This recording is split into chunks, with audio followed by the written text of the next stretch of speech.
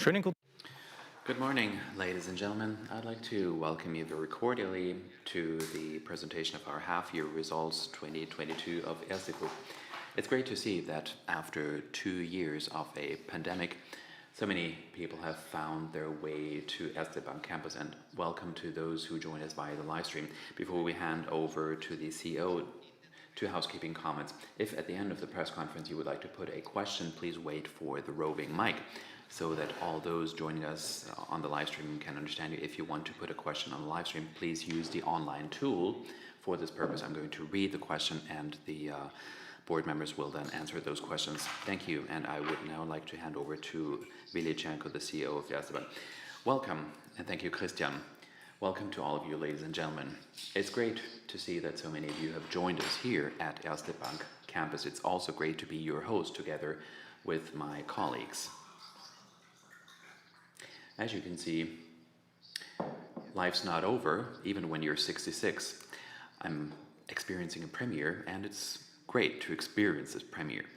Anyway, we're going to present the half-year results 2022 to you.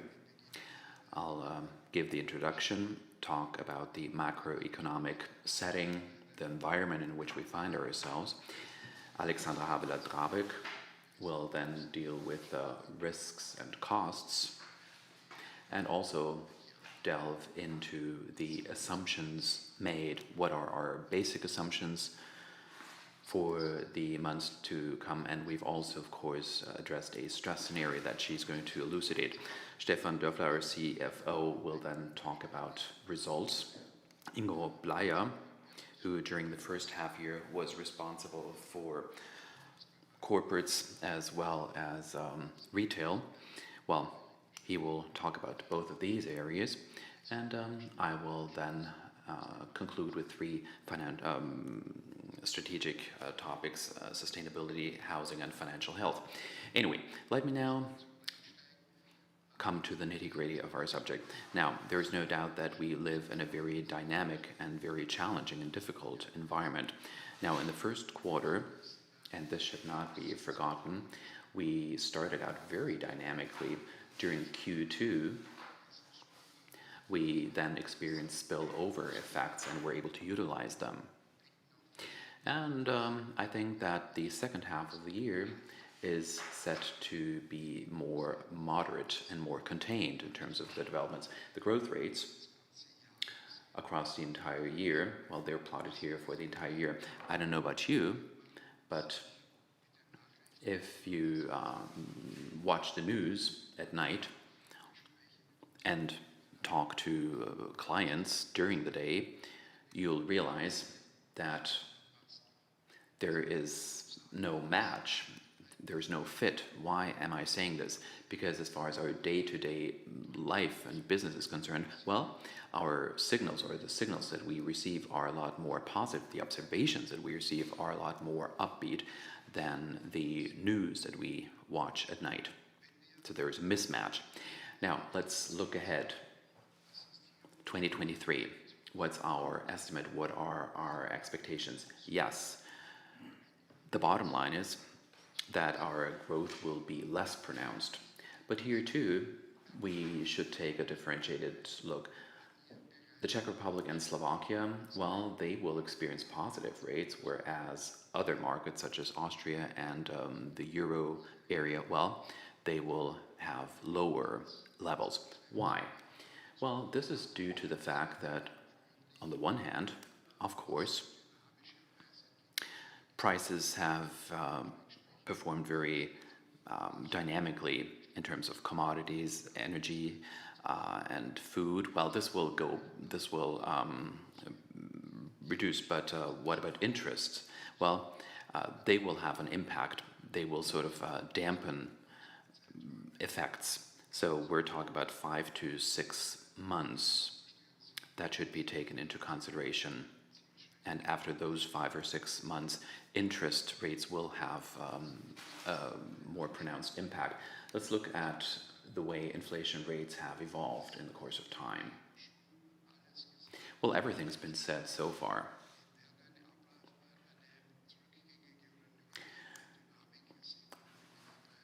Commodity energy and food prices will be more contained. There will be moderate demand. National governments will come up with different ideas and pursue different policies, trying to lessen the impact, trying to make sure that people and businesses and households will be able to weather the storm and overcome challenges. There are diverse approaches that we could take to this. Now, there might be additional taxes for industries so that windfall profits can be picked up, as it were, or contributions could be made to the notion of solidarity. As far as we're concerned, we're quite clear-cut in our approach. Now, there is widespread agreement on this. We are living in very, very challenging times, and therefore solidarity is a must and is something that we must take for granted. On the other hand, there's also something else to be taken into consideration. Can the euro be distributed? Well, it can be distributed only once. If you want national economies to have strong and resilient banks that are capable of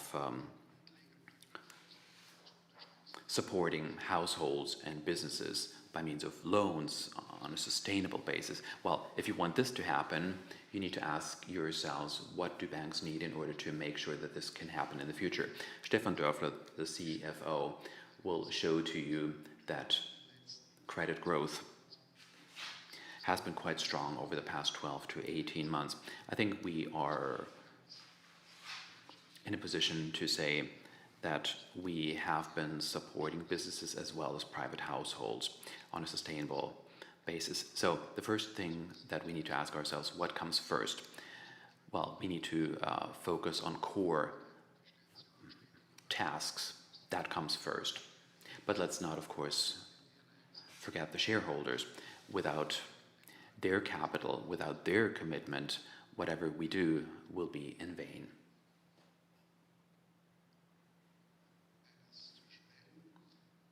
All right, this is the right slide. Over the past few weeks and months, we've seen interest-related policies. The ECB, as well as national banks, central banks, have already started pursuing policies.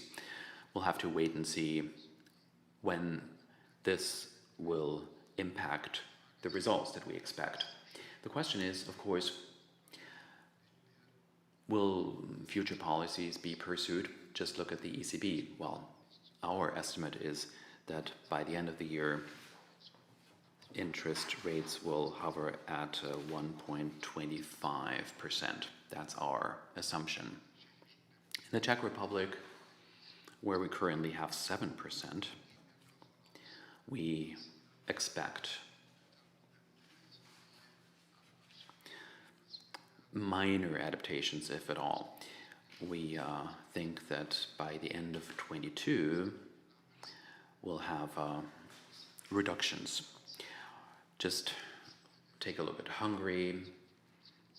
Levels are currently at 10.75. I'm quite sure that there will be sharp increases up to 12.50 by the end of the year. And then in 2023 or in late 2023, significant interest rate reductions will occur. Romania, by the end of the year, we'll see 6.25, and this will also hold true for 2023. So what we're seeing is that things are building up quite dynamically, but there are also clear-cut signals implying that things will revert to more moderate levels. Let's now look at national debt. Well, yes, of course, or public debt and budget deficits. Well, of course, there have been increases across all the countries where we're active, but we do expect things to improve next year. Having said this, I should also point out the following, something that needs to be taken into consideration as far as future developments go, and that's the Next Generation EU Fund. Now, we're talking about 750 billion euro in total. That's the fund's communitarized debt to help the countries and to help the countries pursue structural policies without increasing or without this being included in national budget deficits. And with this, I would like to hand over to Alexandra. Thank you very much, Willi. Good morning. Risk costs. The second quarter was marked by the continuously strong quality of our loan portfolio and our credit provisions. What does that mean? We see the first impact of the war, but we see no deterioration of the portfolio and no credit defaults. During the COVID crisis, we set aside provisions for the industries that were hit by Corona. These provisions expire, and with the exception of urban hotel industry, we released them. And we also released portfolios for those parts. We also allocated provisions to those industries who are hit most by the war in Ukraine and the supply side problems. All this resulted in the net release of risk provisions in the first quarter in the amount of 26 million euros. It's 3 basis points of the average gross customer loan portfolio. As far as the rest of 2022 is concerned, we expect 20 basis points for the year 2022. This expectation does not include any negative impacts or further deteriorations of the situation if there might be a complete gas stoppage from Russia. What is important, and I'm sure you can remember that, in 2020 we massively allocated provisions. In total, it amounted to 630 million euros in terms of lump sum provisions for the crisis, and we still have 500 million available after the net release I already mentioned.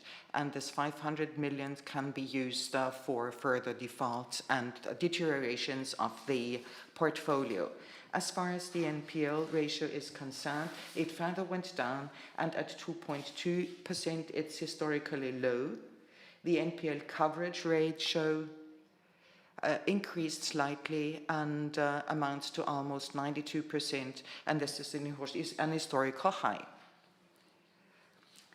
Looking at risk costs and the NPL development in the first half, of course, is a look back, given the current geopolitical situation gives rise to questions relating to the future, in particular about the further course of the war in Ukraine and the possible stoppage of gas supplies from Russia. There is no doubt that no gas from Russia, such a scenario, would be a serious situation and would result in a recession in Europe and also in our region.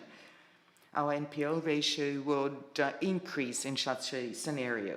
Our internal stress tests that we carried out suggest that even such a scenario would be manageable for us, even if we take the most stringent criteria that we laid at the basis of this stress test. But this stress scenario is not our base case. And even if this stress scenario materializes, we are prepared thanks to our risk provisions and a strong capitalization, the high quality of our portfolio. Yes, we will be massively challenged to support our customers if such a scenario materializes. But already during the pandemic, have we shown that we are a reliable and strong partner. and Erste Group will remain to be such a strong partner in the current environment. Stefan Dörfler, please. Vielen Dank. Thank you very much, Alexandra, and good morning to all of you. I'd like to give a brief overview of the development of our operating business, and then I'll talk about a few countries in particular. Let's start out with operating income for the first 2 quarters. Now, the situation that we see here is true for risks as well as the operative business. Looking back, we realize that there are a lot of basic components that are important to overcome challenges, supported by a strongly improved interest surplus, as well as good provisioning or net fee and commission income. We see that the operating income went up by 9.4% year on year. The net fee and commission income, well, if you look at its components, you will realize that the setup or the composition is a bit different from the last year's. And this is what we've also been talking about. We have been supported by strong financial markets. There are a lot of clients out there who have invested in diversified asset management products. This is good for them in the medium term and the long term. They're still there, and I think they will benefit from this in the long run. But the new business, of course, has come back somehow. At the same time, there's also payment transactions. 2021, well, Q1 and Q2 were still marked by the lockdown. This has not been the case this year, which means that there are stronger economic activities, so the net fee and commission income has been quite strong. Interest rate surplus, well, you have higher interests in CE, not in the euro area, as far as key interests go. As was said by Vilichenko, we have also seen stronger demand for loans. I very much corroborate with what Vilichenko said. So, of course, we're still marked by the crisis. Yes, we have geopolitical developments and threats that are quite imminent. And then, on the other hand, our customers display very positive economic developments. Mr. Bleier will delve into this a bit further. So that's the situation that we find ourselves in. And our job is to make sure that we can overcome challenges and respond to challenges accordingly. But then we should also be upbeat about the future. And we should support these positive developments. So that's the overall scenario for the group.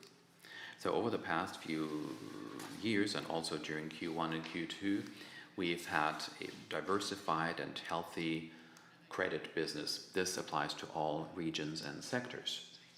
Overall, what we're seeing is that there has been substantial growth amounting to 6.3% as far as customer loans go. Mr. Bleier will talk about individual segments a bit later. Now, inflation is here. It's here to stay. It's hit all of our countries pretty hard. And of course, we're also experiencing this as regards our costs. Direct and indirect costs have been impacted. In the next few months and quarters, those will go up, no question about this. A few of those components have already been addressed and have been felt in 2022. As the year goes on, this will show an effect or an impact, and many of the indirect effects will stay with us in 2023.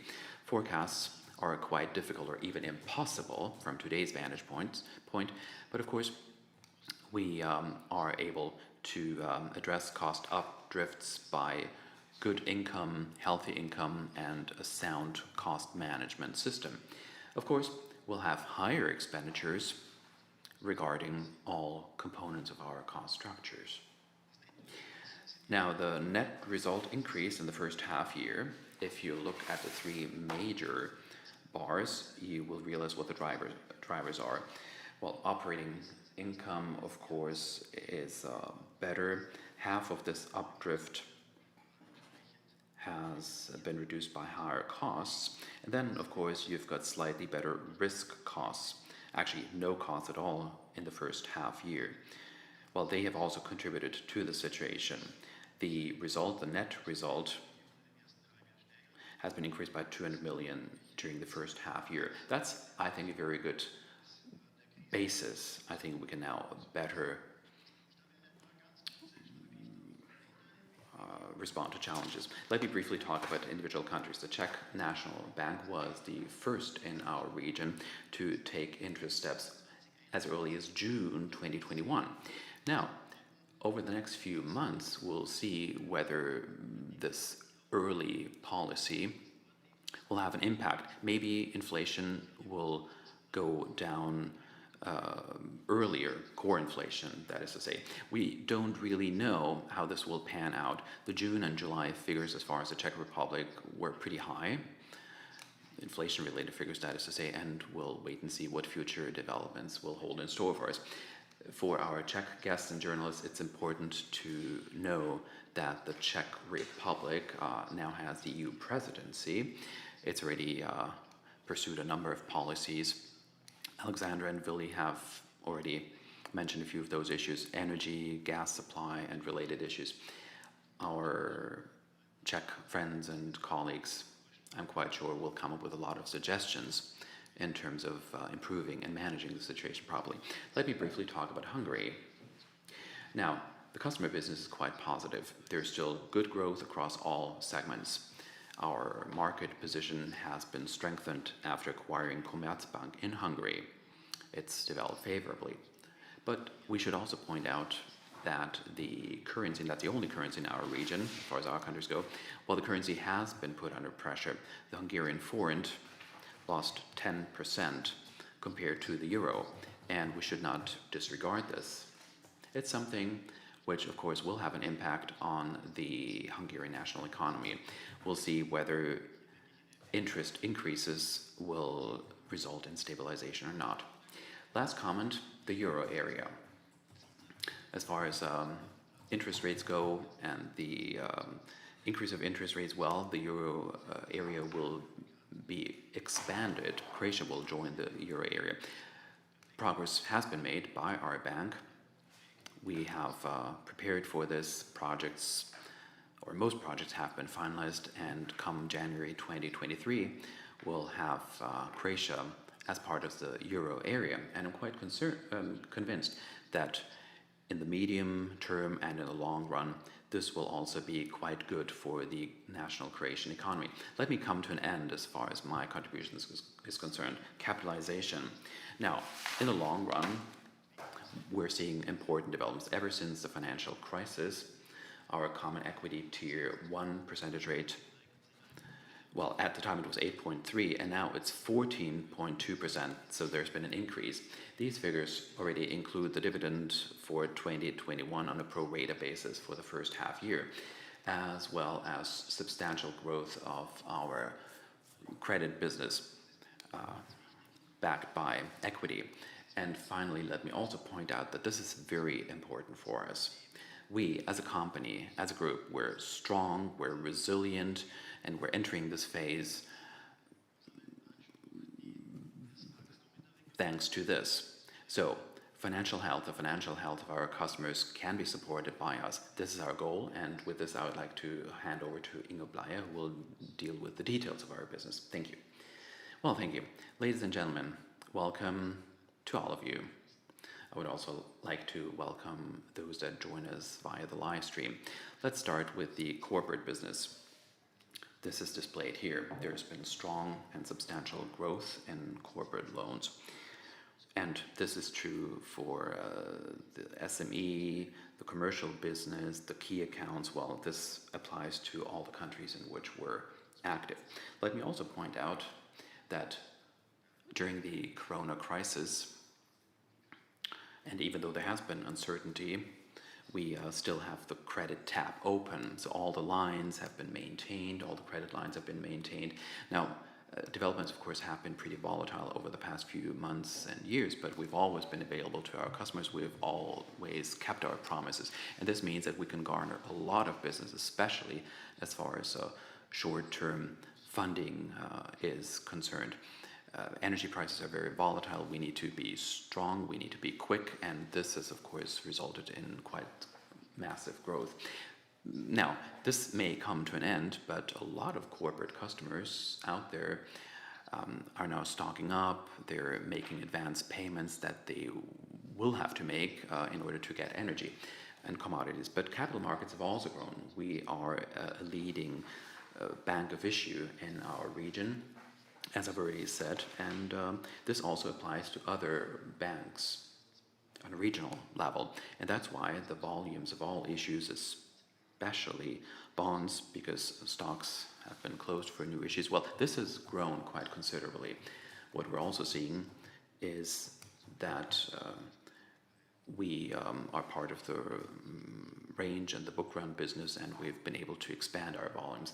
What is it that we do with the results over and above the fact that we build up capital for the credit business? We are investing quite heavily in digitization. Here, a few items, a few areas in which we have taken a strategic approach over the past 1 or 2 years. We're seeing good growth rates, even exceeding the corporate loan business as far as online lending is concerned. This applies in particular to commercial customers, SMEs, and smaller businesses in standardized business. We have had successful pilot projects in Slovenia, Croatia, and other countries, and in almost all markets we're seeing that things are moving up. So the online market is a market where there is a lot of lending. Now, we've also had a pilot project in Croatia.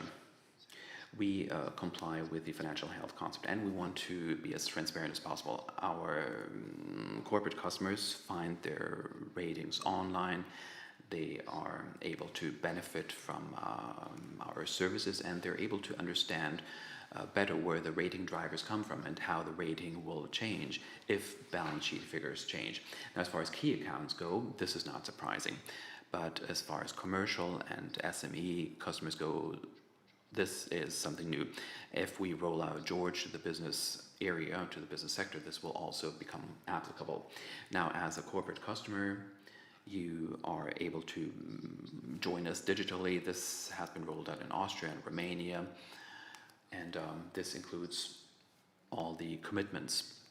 Now, as far as asset management goes, while we are investing in expanding our funds, we have been trailblazers in sustainable fund management, and every quarter, every half year, new funds join the fray, which means that as far as private customers or retail customers go, well, we've been able to maintain our asset management basis. This brings me to the retail business now.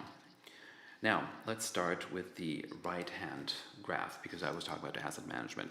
So what you see is that new savings plans have gone down, but it's still more than 150,000 savings plans, or security savings plans. Now, of course, stock prices have been quite diverse, but there are no net outflows. Asset management volumes have remained the same, and actually they continue to increase in those saving plans, and this is something that will smooth the retail business, because you can set aside funds every month, you can invest, which means that a smoothing effect occurs, which means that customers, of course, stay with those products. There is still dynamic growth, I would say, as far as housing loans go across the region. That's what we're seeing. Now, because of interest rate developments that have been addressed, we're seeing a leveling in the Czech Republic, but during the first half year, we still saw substantial growth rates. What about the new rules applied by the Austrian National Bank? And then customer loans, well, this volume has also gone up. Also, I've already pointed out that as far as consumer loans go, we have never been the most active ones. We like to fund household needs and real goods, but in terms of private debt, we are a bank that is rather cautious. So you'll see growth rates, but they will never be substantial. Consumer confidence is now on the wane. Let's return to digitization. Our main investment project is George, as you all know. Now, 8.5 million customers find themselves on this regional platform. It's been rolled out to all the countries where we have regional banks, with the exception of Serbia. where we are in the midst of a large-scale IT project, so things will be a bit slower. Growth rates, in particular in countries where there has been a recent role of Croatia and Hungary, well, growth rates are quite strong, and we're continuously investing in new offers. We're now also offering online insurance products in order to make all of these transactions possible on the platform. Now, thanks to our digital offering, we're quite confident that we can also roll this out to corporate clients, and this will allow us to gain additional market share, and this will now result in positive developments. And with this, I'd like to hand over to Vidicek, who will talk about the future. Let me continue with the strategic direction of the group. Let me start with, we build financial health. If we say we are caring about our customers, we want to support our customers to build and to preserve financial health, this is not lip service or a marketing slogan.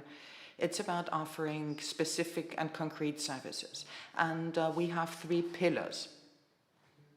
First, the first pillar is prevention. And the images that you might have in mind help you understand what we mean. What is prevention in our mind? In the private customer business as well as the corporate business, it's all about preparing people for a situation. We started financial literacy some years ago because we think that it doesn't suffice to produce transparent contracts. It's necessary to understand what is laid down in the contracts together. That is, we are investing in financial education.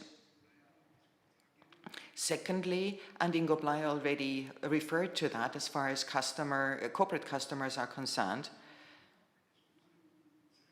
we show our customers via George how we are interpreting their rating, how we are seeing them as far as their credit rating is concerned. And it's not only about providing data, but allow people to understand data and to analyze the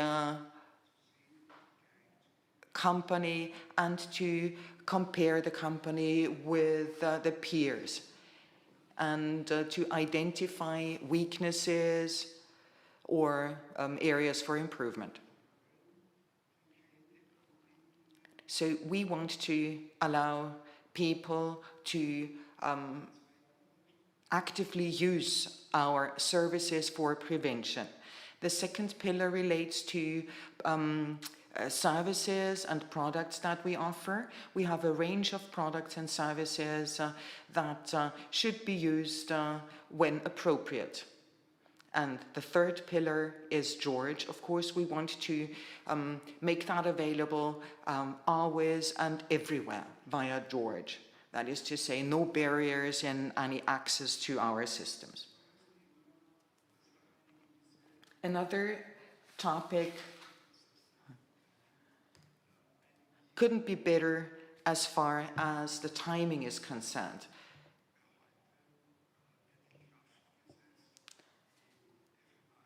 You know the FMA guideline according to which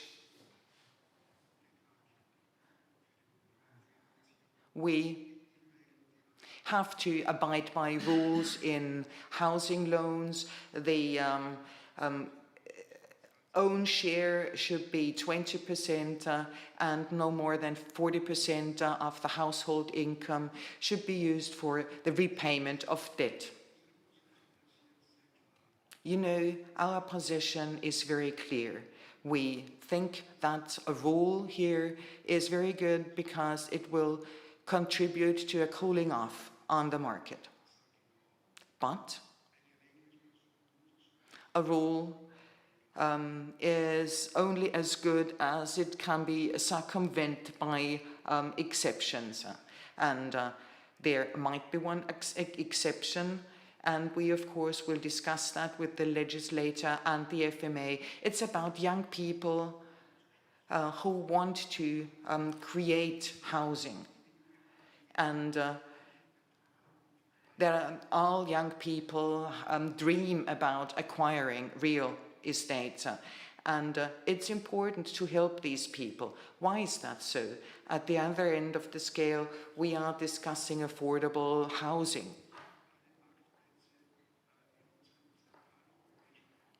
I do not want to discuss all the markets in Central and Eastern Europe. If you take the Viennese market, the Viennese real estate market, you will not find any apartment that is freely financed where you pay less than 5,500 euros. And then when talking about rents, this is not affordable housing anymore. We differentiate between three groups of housing. Social housing. There is a good level of social housing in Austria. We are talking about 25 to 26% of the housing market that falls under the category social housing. And Central and Eastern Europe, we are talking about 2 to 8% depending on the country. So social housing doesn't have such an importance in these countries. On the other hand, we are talking about the freely financed housing market.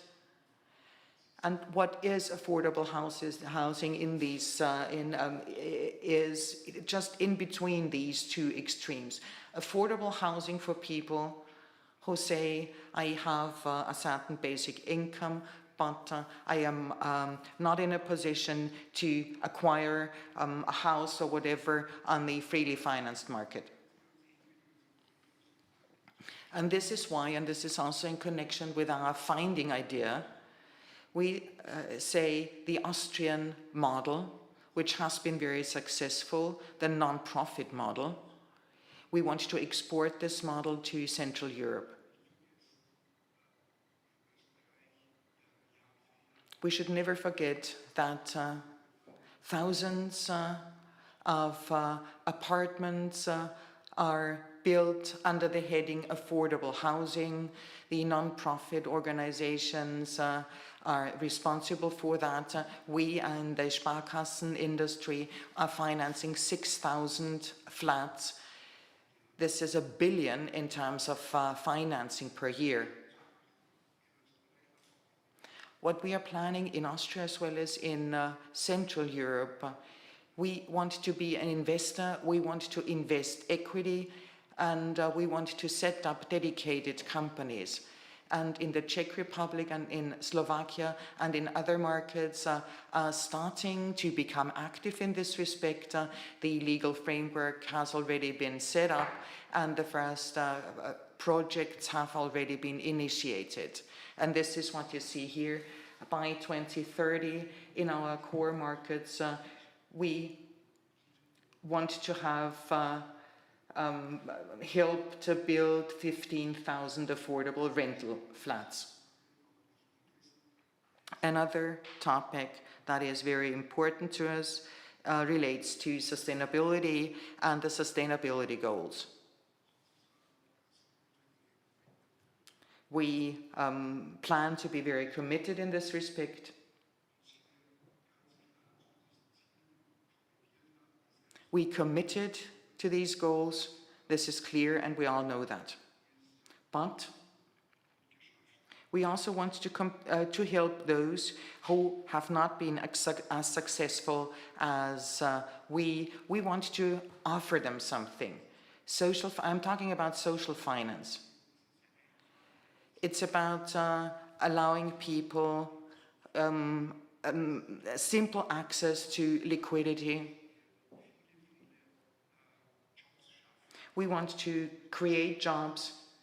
You see 200,000 jobs to be created by 2030. 80,000 jobs already have been created.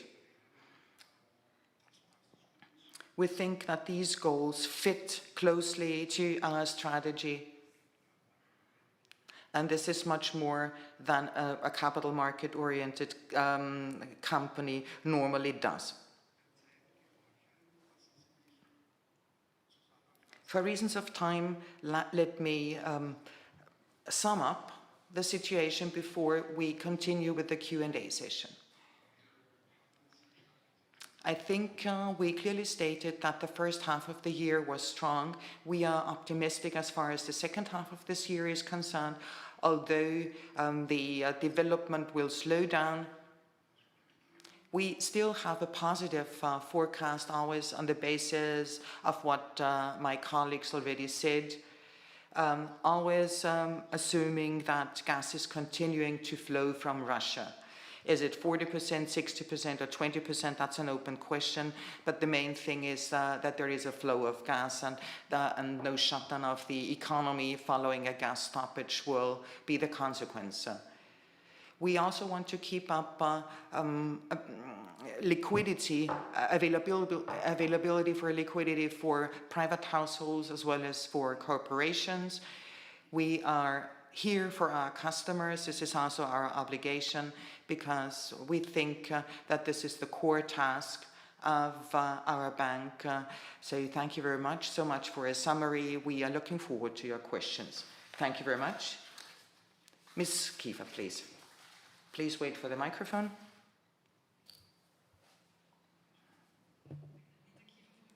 Anita Kiefer, Courier. I have a question relating to the FMA guideline relating to giving out of loans. What will change in your bank? What about the volume of loans that have not been living up to these criteria? And what about the volume of loans that cannot be given at the moment? You said 37% of women by 2025 as part of the executive team. What's the percentage at the moment? And the third question, when listening to you, you are rather optimistic as far as the no gas scenario is concerned. What's the reason for your optimism in this respect? And the fourth question, as far as affordable housing is concerned, $1 billion in Austria will not be increased, and activities will be taken in other countries. Let me start with the billion that you just mentioned. So 1 billion, 1.1 billion or 1.2 billions, it's a question of supply and demand. That's what we've seen over the past years. What we've seen in non-profit organizations, due to increasing prices of construction material, people are rather reluctant. Some projects have been put on hold. People wait until construction or production costs go down again. You know that non-profit institutions have 3 pillars. Real property must be available at affordable conditions. Secondly, construction costs must remain in a certain framework, and the rents may not exceed a certain limit. So all these 3 pillars must be balanced. And if one of these pillars shows an extreme, then the non-profit organizations wait until the 3 pillars are balanced out again. So there is a rather defensive approach at the moment, and if the volumes get more, of course we are willing to finance. As far as Russian gas is concerned, both parties should be interested in keeping the gas flowing through the pipelines, because on the one hand Russia needs the income, and secondly, I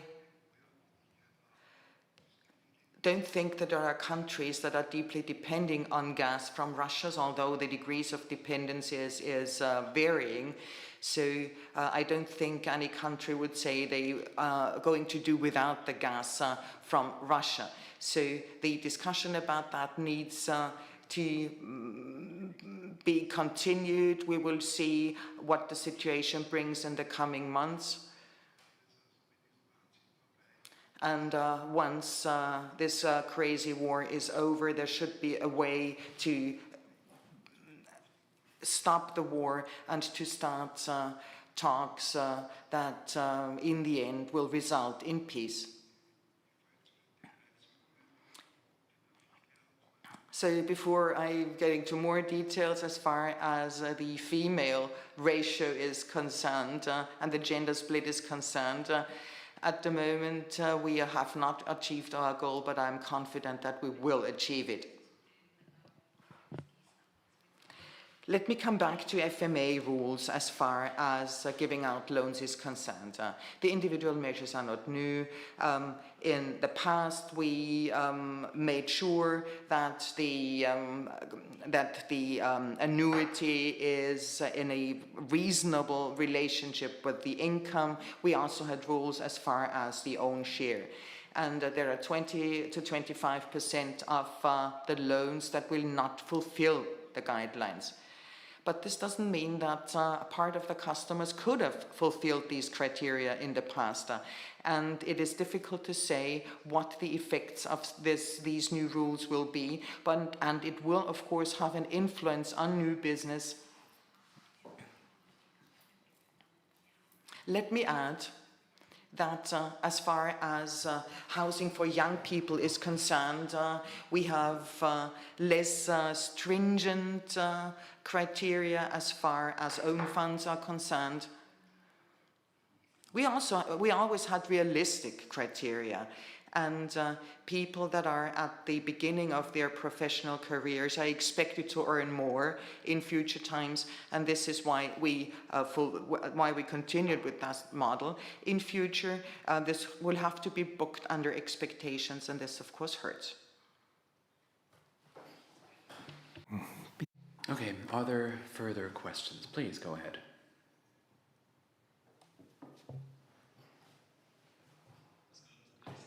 Hello, Christoph Eisele from Börsianer Magazin. Two short questions, also related to the women's quota and HR.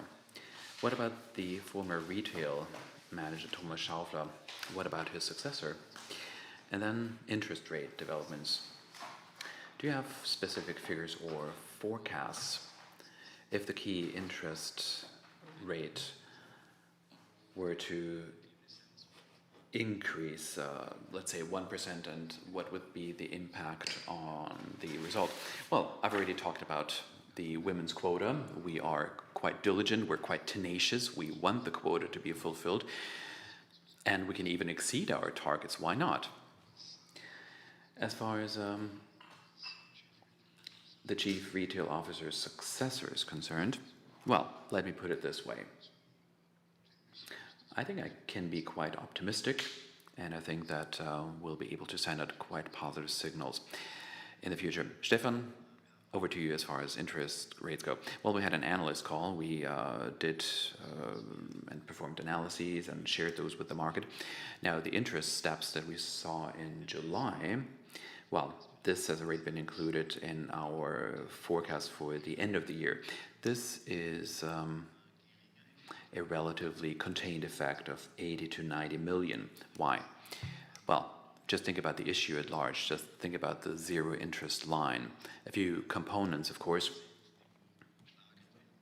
only become active above 0%. So as far as the next percentage rate is concerned, in terms of our simulations, this is no certainty. It's a simulation. Well, we'll see an effect of a bit more than 300 million euro on the entire operative result.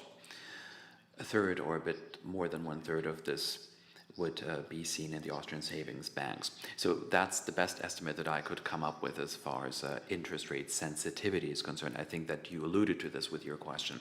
But then, of course, it'll be very difficult to forecast. Will the next interest steps actually be taken by ECB at all? Will they have an effect? Everything hinges on the way markets will respond, including us. What about deposits? What about the pricing of loans? Depends on many factors. But as far as the first percentage rate is concerned, well, that is the first indication that I can give you. Thank you.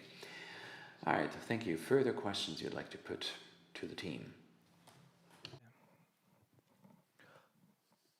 Hello, Jiří Zatloukal from Czech Republic. So your economic outlook remains quite optimistic, I see. So how do you evaluate the chance of housing prices decline? Is there something you can say on this? I would say this is very much dependent by country. Let's focus first of all on the Austrian market. Yes, there is an expectation that we are not going to see the same developments as we have seen it over the last 10, 15 years, but house prices will further increase. And I would say this is also the same in other countries. When it comes to the Czech Republic and the interest rates that are now currently in place, in any case, it is putting pressure on the house prices, but on the other hand, we should not expect that prices will fall or any other worst case scenario. This would be my assumption. Stefan, would you like to add? Yeah, a couple of words on that. Thank you very much, really. I think what we've seen, and I'm sure you know this in much more detail than we do, there has been an enormous dynamic in the Czech housing market, really enormous. I think, if I'm not mistaken, it's worldwide, but definitely in Europe, one of the most dynamic market in terms of price increases. So on the back of that, and it was for sure one of the drivers of the Czech National Bank to act early, on the back of that, one should assume a certain stabilization. That's definitely something that we saw already a little bit in the last couple of months in terms of slightly reduced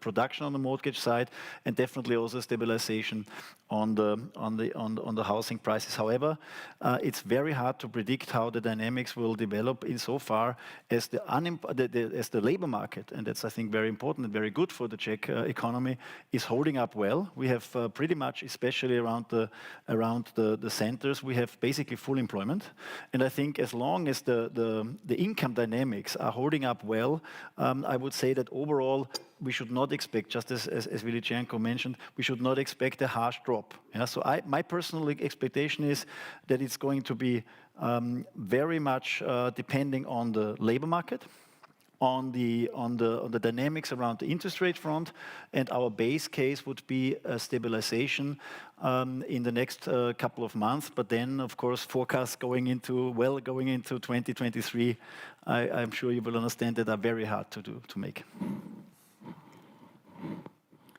And for us, maybe just to add that, because it's extremely important, the Czech market is a perfect example why the initiatives around affordable housing are of utmost importance. Because so to say, the possibility of financing an own home or only a rented home, I think, and you know that around Brno or around Prague, is really an enormous challenge for young families, and that's why we are fully standing behind the initiative of Česká spořitelna and the activities there, which I think are well perceived also in the Czech market, and I'm very hopeful that we can act quickly so that in the next couple of quarters we will see first projects really materializing. Vielen Dank. Weitere Fragen bitte.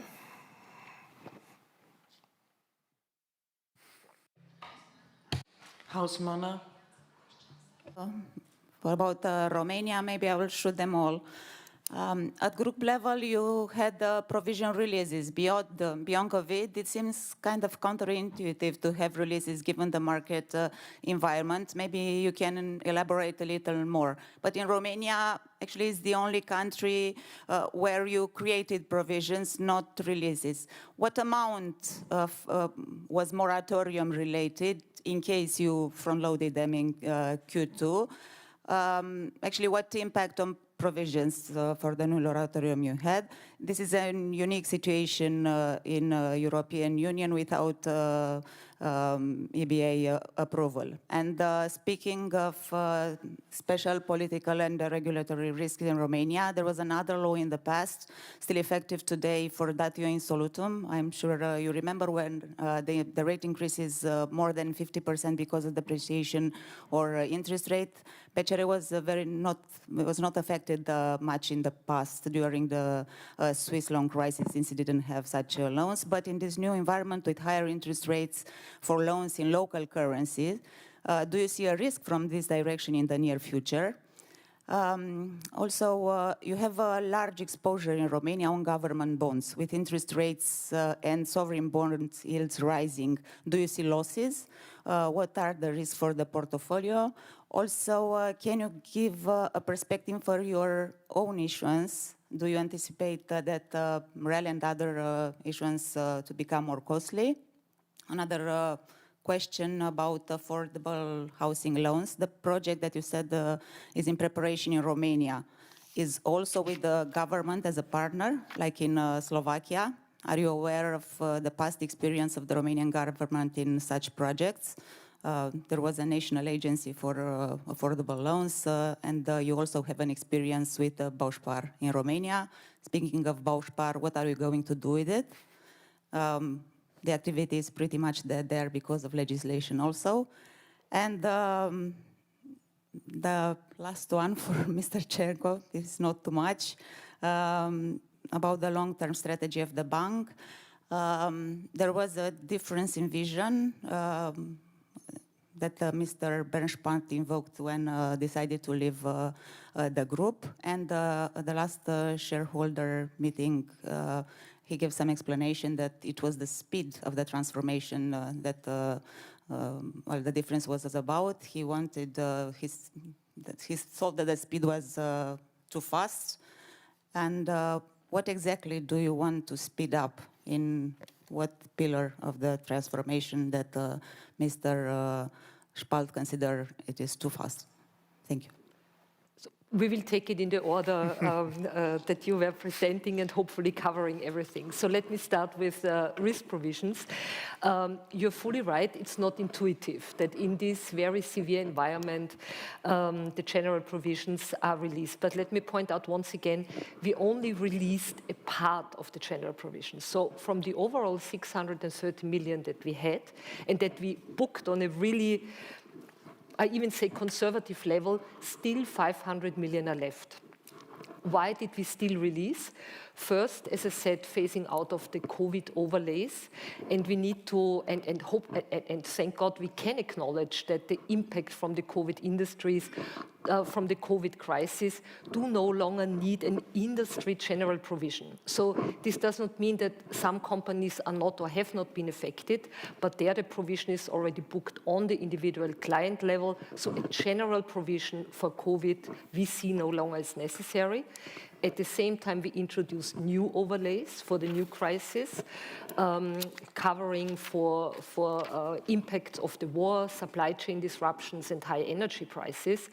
And the main driver of the overall release is that from the FLI calculation, this is now a little bit technical, but this is the macro parameter, we were not only requested by the auditors, but as well, we excluded from the data series the COVID years. So we did not change the macro outlook. We did also not change our conservative assumptions. So we still put 60% probability to the downside case.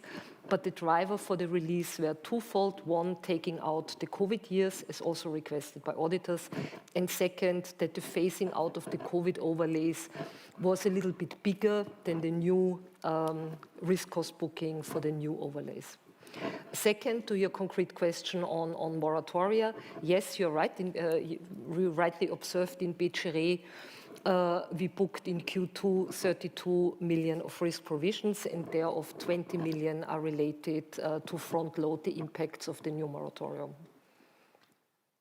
Thank you very much, Alexander. I follow up on the list I noted down with your question on interest rates, if I was correct, and you were at the beginning referring to the Swiss franc components. And so no. That is okay, yeah, but the impact on local currency loans, because I understood that. So first of all, as you well know, in Romania we have never been granting any kind of Swiss franc loans to private individuals, and also the problem overall is solved in Erste Group in the countries the likes of Hungary, Croatia, and so on for a long time, and that's very good given the level of Euro-Swiss franc interest, Euro-Swiss franc FX rate, just to mention that on the side. And also generally speaking, and Alexander will for sure confirm that, we are not doing any whatsoever kind of foreign-denominated currency lending to private individuals. The only area where we, of course, are granting euro loans or international currency loans is in the corporate business with companies that have a cash flow, of course, in their respective balance sheets, income or costs that are matching the respective debt. And let me add on this, and in case there's no natural hedge, there's a strict stress calculation so that clients can really afford to pay it back. Absolutely. When it comes to our government bond portfolio in Romania, you are of course right. We are holding, like in every other country, we are holding a significant level of so-called highly liquid assets. That's not only regulatory obligatory, but it's also, of course, liquidity eligible with the respective central bank. We are following a very strict, so to say, share of balance sheet guideline here, and this is very similar in all our bigger countries. So in that sense, you can expect if the balance sheet is growing, the absolute amount of respective government position is higher. And vice versa. When it comes to our, so to say, P&L on the government bonds, those are of course not trading or whatsoever fair value positions. Those are positions that are held for maturity, meaning that whatever kind of changes, like in the last couple of years with the ever lower rates, we had significant gains in the market value, but that was not shown in the P&L, and vice versa. Of course, now with the higher rates, that's not shown in the P&L either. Those positions typically are reflected in the so-called in the capital area, and parts of that fluctuation is in the OCI, as you see if you go in the details of the capital position. When it comes to the funding costs, yes, they are increasing. This is absolutely clear. The funding costs are increasing, and that obviously also needs to be reflected in the pricing of the respective loan products. We have been relatively, how should I say, we have been relatively strict in passing on the funding costs on the asset side in both directions. We have been reflecting the spreads that are out there in the market in a fair and very, I would say, balanced way. But there is, of course, an adjustment necessary when interest rates, like in Romania, are increased by 4 or 5% in the market. Then you cannot stick to the same level of your loan prices. We believe that the funding costs of BCR overall, also in the context of the MREL regulation, I'm sure you know about that, are manageable for us, and we have been in the second quarter we have been issuing successfully on the local market the respective bonds. So that's pretty much what comes to my mind. I hope I've been addressing your questions on interest rates, and hand to Willi for the strategic part. Yeah, two key answers on that. The first one is the strategy as such is discussed, decided, and confirmed. Reconfirmed when I got nominated as a successor of Bernd Spalt. This is given. Secondly, the approach I'm following up is a very simple one, is to create as many use cases as possible across the 3 pillars I mentioned during the presentation, meaning as many use cases along prevention, concrete product and offers, but also when it comes to the various channels, and this is relevant for all countries. So it is giving back the responsibility to the line management and to follow up on the existing strategy so that we can demonstrate to our customers the way they are benefiting from this strategy. And that's it to my colleagues. In 2-3 years from now, I don't want to explain anymore what do we mean by financial health, because it is perceived, it is experienced. Second question related to M&A / how do we want to manage our surplus capital. Also here to be very outspoken and concrete. First priority always gets the ordinary business, meaning organic growth. And I think we were able to demonstrate, to show you during the course of the first quarter, but also in the past already, we are present to support companies, corporates, as well as private households. Firstly. Secondly, whenever it comes to an M&A opportunity, there is a key question to get addressed. Is it supporting our strategy, meaning to become a financial health company, or is it, let's say, producing and supporting, obviously, the contrary? Thirdly, whenever there is an opportunity in one of our core markets to enlarge our footprint, to get access to an interesting business, as long we are able to add value within a short period of time, low complexity when it comes to integration, we are totally fine with that. At the end of the day, if there is something left over, a share buyback program might be considered. What is not on our agenda? Any cross-border M&A activity and not entering any new market. Vielen Dank. Mit Blick auf die Zeit würde ich noch 2 Fragen aus dem Online-Stream nehmen, bevor wir schließen. Thank you very much. Looking at the clock, I'd like to allow 2 more questions. There is one question about Spain and a windfall tax for banks. Do you think there will be similar taxes in Austria? This is not surprising.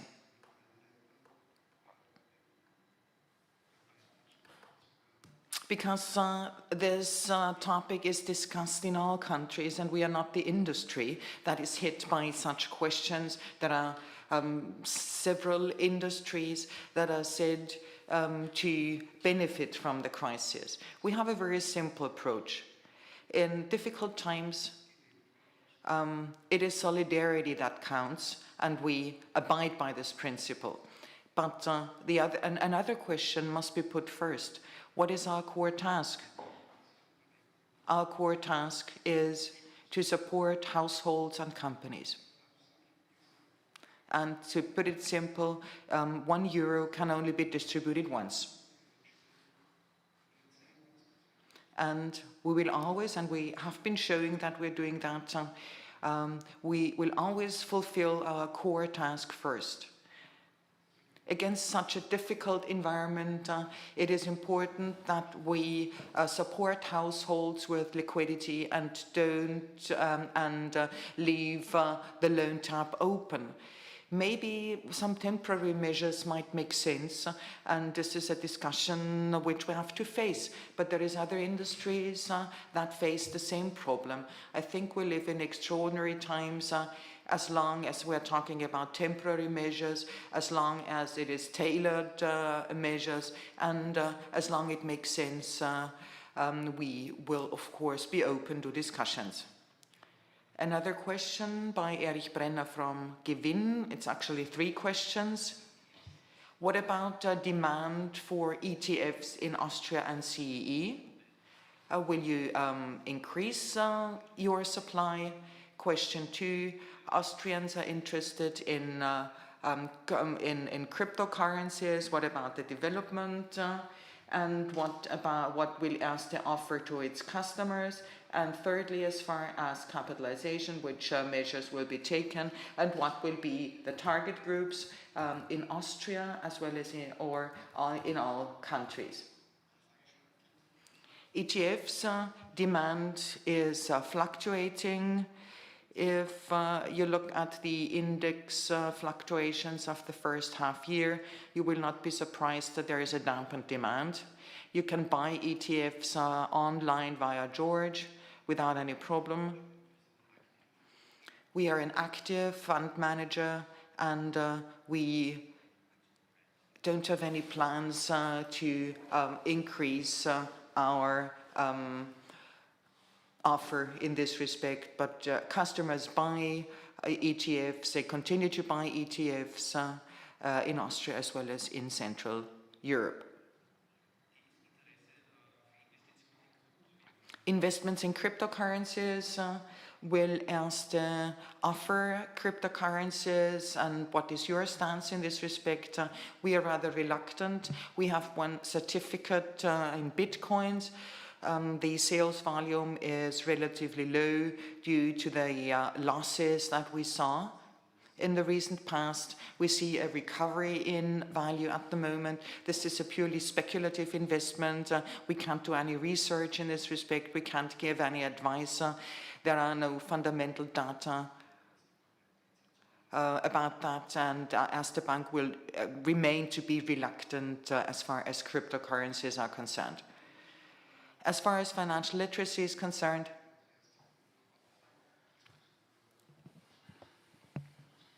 Erste Group, as well as our main shareholder, Erste Private Foundation, is very comprehensive. It starts with FLIP in our company, as well as other literacy activities in Austria.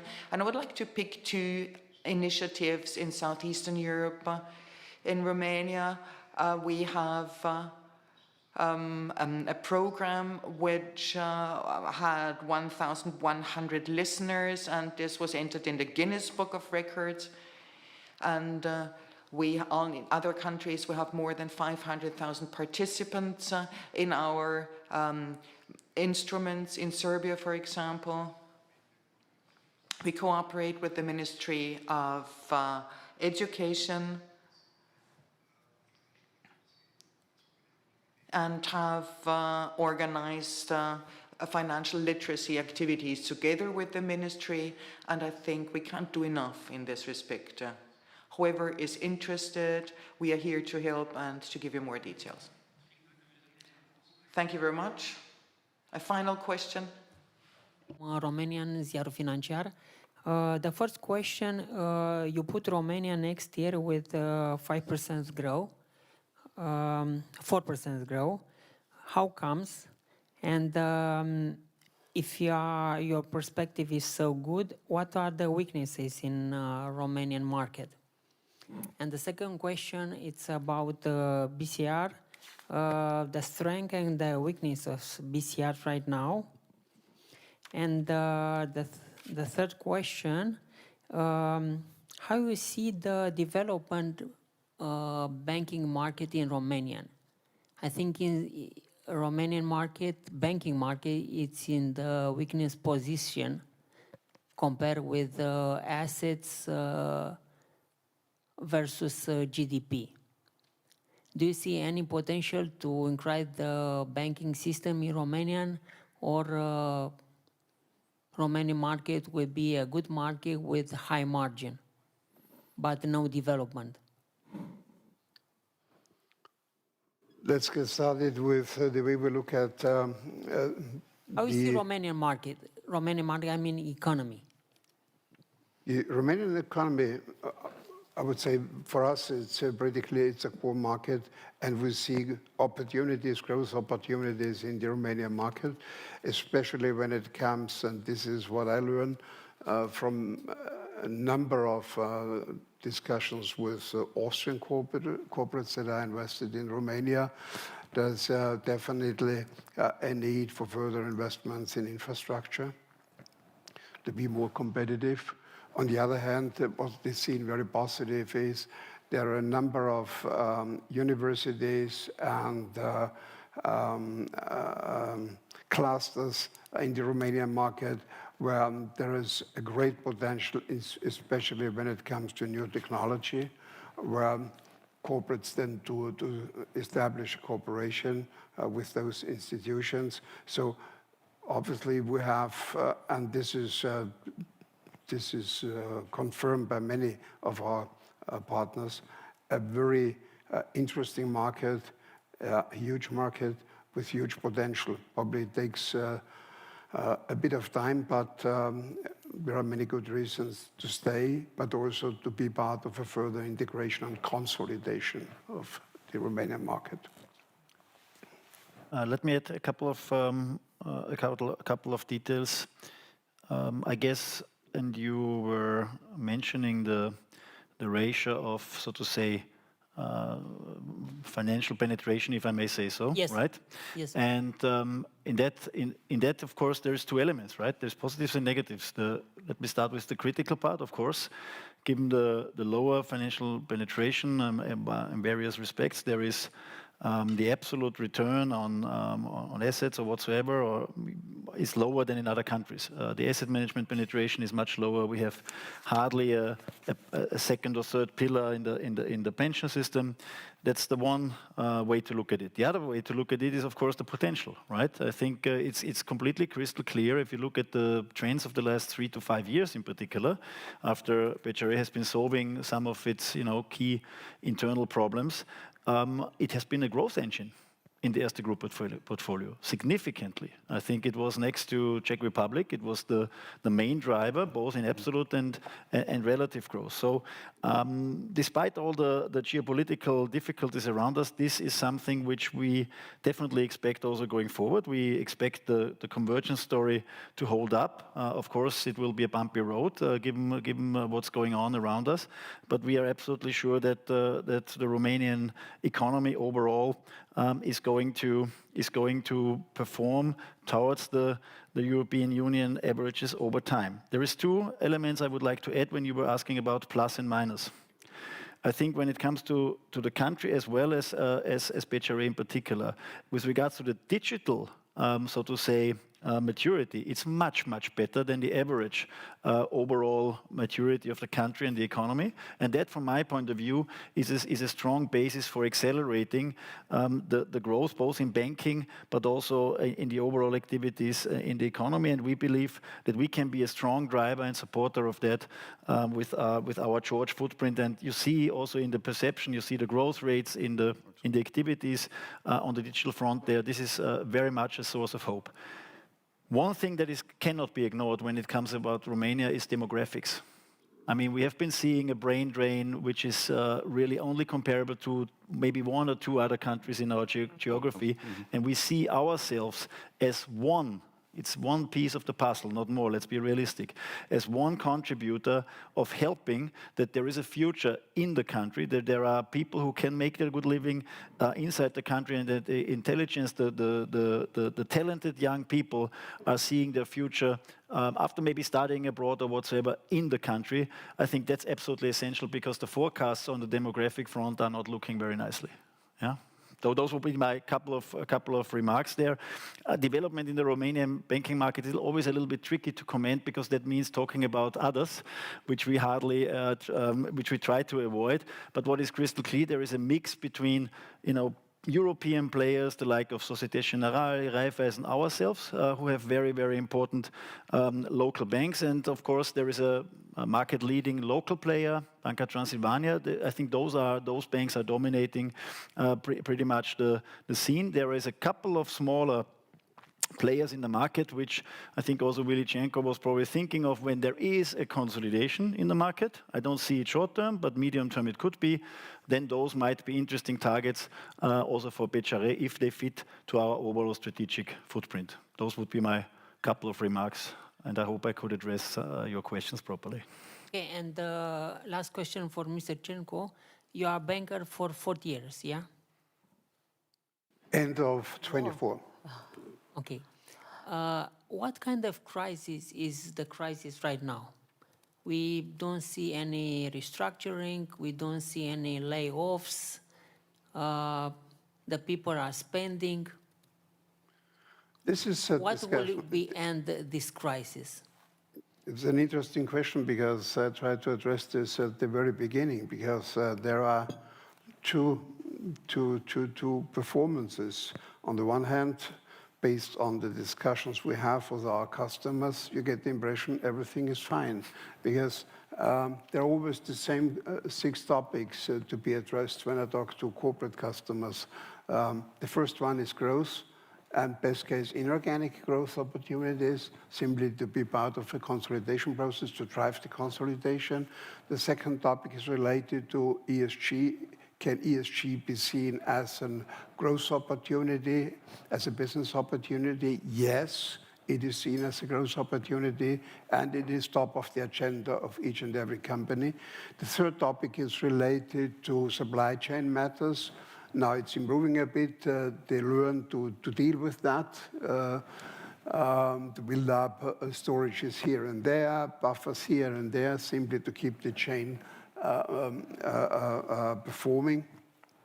The fourth question is related to interest rate expectations, fifth to inflation, and the sixth question is the most prominent question, and this can be seen as a party crasher whenever we talk about future performances, is the labor market, because there is a shortage of qualified and skilled labor force across all industry, across all countries. So this is the common denominator, more or less, we are dealing with. On the other hand, talking to analysts, talking to you among ourselves, we have to deal with how could potentially a worst case scenario look like. This is part of our business. We have to look at both possibilities, but as already said a couple of times today, we believe, we are convinced that the no gas scenario is not going to take place. So we believe that the situation as it is a bumpy ride. Still, this will stay. And I think we all wish that this is turning to the best, especially for those that are in the middle of the crisis. Das waren schöne Schlussworte. Vielen herzlichen Dank. Danke fürs Dabei. Well, thanks for these nice words of conclusion. Thanks for joining us, and we wish you all a very nice remaining day. Thank you.